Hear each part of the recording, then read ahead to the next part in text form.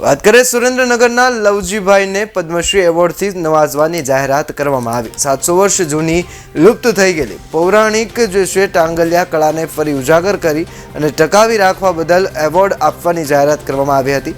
હાલ માત્ર સુરેન્દ્રનગર જિલ્લામાં 60 જેટલા કારીગરો આ ટાંગલિયા કળામાં જાણે છે, જેમાં ટાંગલિયા કળામાં સાડી, કુર્તી, દુપટ્ટા, શાલ બનાવવામાં આવી રહી છે। માત્ર એક્ઝિબિશનમાં જ આ કળામાં ઉત્પાદન થયેલ વસ્તુઓની માંગ છે।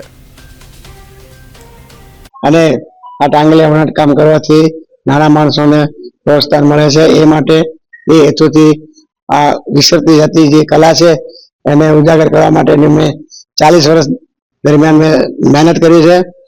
અને એ દરમિયાન મહેનતની અંદર મને સાલ જે બનાવી એમાં મને નેશનલ એવોર્ડ 1990 ની અંદર મળ્યો છે।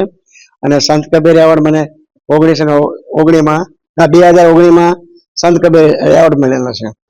જે આ કલાને જેમ વિકાસ થાય એ માટે અમારા પ્રયાસો છે અને નાના માણસોને રોજગારી મળે એવો અમારો હેતુ છે।